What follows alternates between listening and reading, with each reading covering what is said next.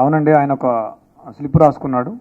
ఆ స్లిప్లో ఏంటంటే ఫస్ట్ ఒక గ్యాస్ ప్లస్ టేబుల్ ఎట్లా రెడీ చేసుకోవాలి, తర్వాత లాక్, ఆ గ్యాస్ను ఉపయోగించి లాక్ ఎట్లా ఓపెన్ చేయాలి, తర్వాత మనీ ఎట్లా తీసుకోవాలి, మళ్ళీ ఆ గ్యాస్ ఆన్ చేసి ఆ లాక్ చేసి ఎట్లా బయటపడాలి అని చెప్పేసి రాసుకొని లాస్ట్లో మిషన్ డన్ అని రాసుకున్నాడు. అంటే అది ఎప్పుడు రాసుకున్నాం అంటే కొద్దిగా ముందే, అంటే ఒక 1 month బ్యాక్ రాసుకున్నాం అని చెప్తున్నాడు. అంటే ఆయనకి ముందే ఆ థాట్స్ ఉన్నాయని మనకు అర్థమవుతా ఉంది. బ్యాట్ దొంగతనం కోసం వెళ్ళాడు. లేదు, మనం ఎన్నిసార్లు అడిగినా మనీ గురించి చెప్పడం లేదు. నాకు ఆ బ్యాట్ యాక్చువల్గా ఏంటంటే డిసీజ్డ్ వాళ్ళ తమ్ముడు 6 years ఉంటాయి, ఈయన కలిసి క్రికెట్ ఆడేవాళ్ళు. ఆ బ్యాట్ ఈయనకి బాగా నచ్చింది, స్ట్రోక్ బాగా ఉంది, నాకు బాగా నచ్చింది, నాకు ఇవ్వు నేను కూడా ఆడతా అంటే ఇచ్చేవాడు కదా పిల్లవాడు.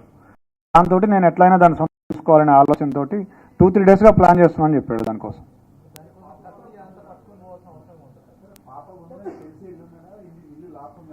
అతను చెప్పింది ఏంటంటే ఇంట్లో ఎవరు లేరు, నార్మల్గా వీళ్ళు ఏంటంటే ఇల్లు దగ్గరికి వేసి వెళ్తారట. సో అట్లానే ఇంటి బోల్ట్ దగ్గరికి పెట్టి ఉంటారు, ఆ దగ్గరికి వేసి ఉంటారని చెప్పేసి వెళ్ళాడు. సడన్గా పాప ఉంది, పాప ఉన్నా కానీ పాప అప్పుడు టీవీ చూస్తుంది, ఇతను వెనక నుంచి వెళ్ళాడు. అంటే అటువైపు తిరిగి చూస్తుంటే ఆ పాప వెనక నుంచి ఒకటే డోర్ ఉంది, వెనక నుంచి అంటే అదే డోరు, ఆ అమ్మాయి అటు తిరిగి ఉంది. ఇతను ఇట్లా వెళ్ళి ఆ కిచెన్లో ఉంది బ్యాట్ తీసుకొస్తుంటే అప్పుడు ఆ అలికిడికి పాప చూసి దొంగ అని అరిచింది. అరిస్తే అతను పరిగెత్తబోతే ఆ అమ్మాయి పరిగెత్తుకుంటూ వచ్చి చొక్కా పట్టుకుంది, అతన్ని పట్టుకుంటే ఆ కోపంలో తోసేస్తే మంచం మీద పడింది. మంచం మీద పడ్డాక కళ్ళు మూసుకొని విచక్షణ రహితంగా పొడి చేశానని చెప్పాడు.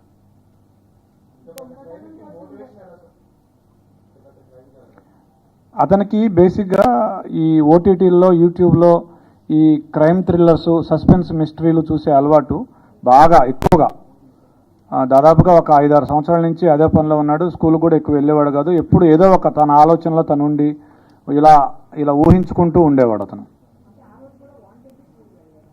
అతనికి స్కూలు ఎగ్గొట్టే అలవాటు ఉండేది, స్కూల్కి వెళ్ళకుండా